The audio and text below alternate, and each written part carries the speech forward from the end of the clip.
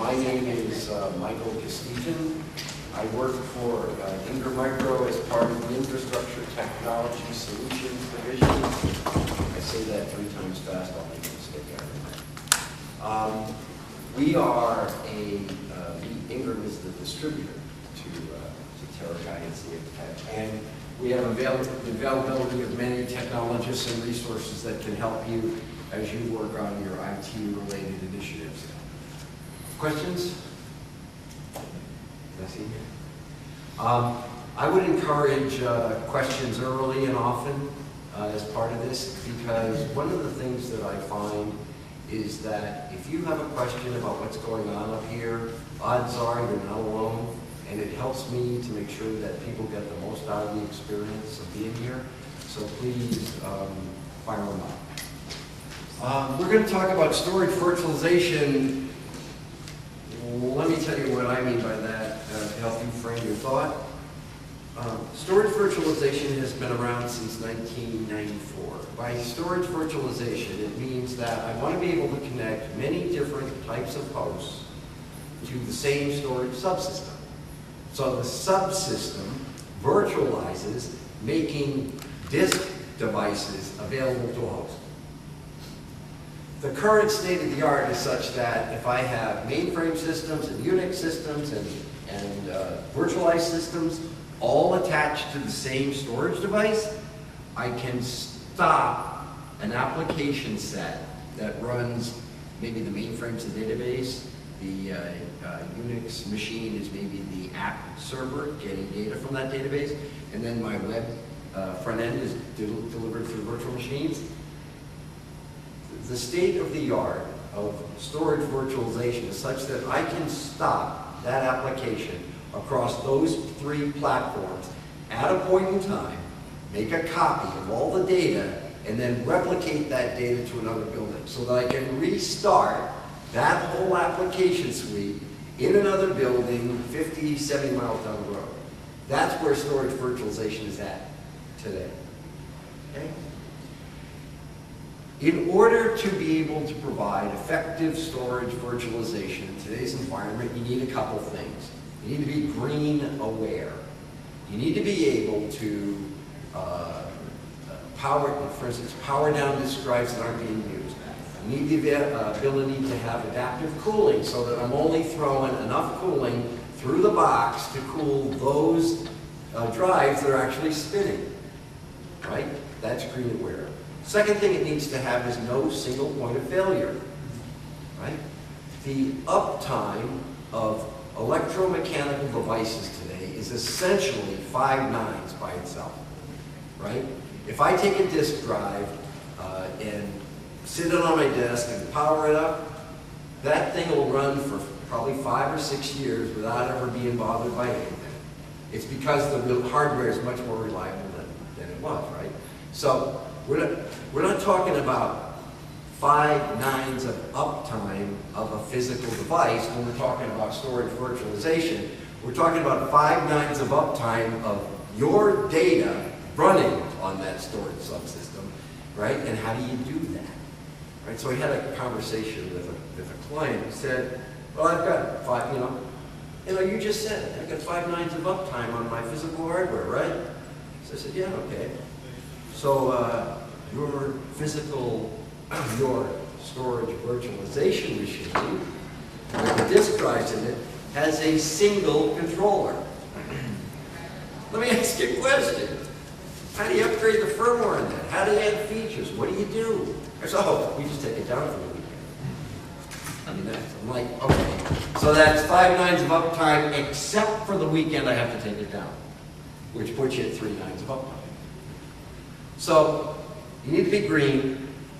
You need to have no single point of failure.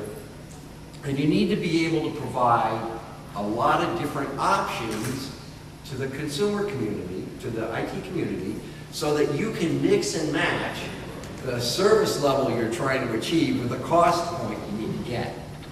So it's not one size fits all, it's what size fits you.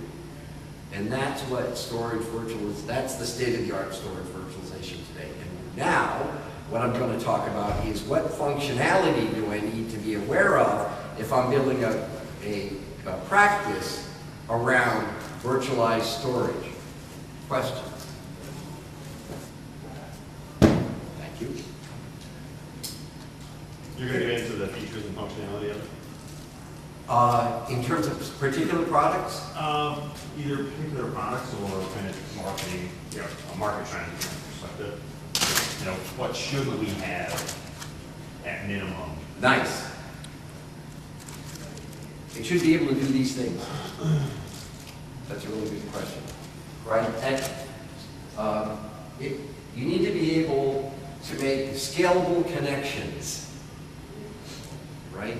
So that you can grow the infrastructure that's attached to that storage without having to do anything other than say, I want it to go to this port and I want to give it this much storage, end of statement, regardless of what that host is, whether it's a Windows host or Linux host to do that, right? The other thing is scalability at a tier of storage. If I say tiered storage, is that familiar? So currently there are electronic flash drives that live inside these storage subsystems, and there's a range of devices that go from those electronic disks up through big 2 terabyte SATA drives, right? So you need to be able to mix and match the number of those type of devices based on the size of your organization, and you want to be able to scale the storage subsystem transparently to the operation as you go along when you need to. Again, a couple of years ago, this wasn't possible. In order to scale the storage devices, you had to take power out of them, right? The way they're architected now, you no longer have to do that. You need to be able to provide data protection functionality to the point. One of the things that we noticed was that as you take physical servers and virtualize them, you get higher levels of utilization on the server, right? Which is great. So you go from 10 or 15%, which is the national average, to 70% of utilization on that server out of the gate. What did you give up when you did that? Flexibility. Thank you very much. You gave up flexibility. You only get one cookie. I'm sorry, because others eat cookies.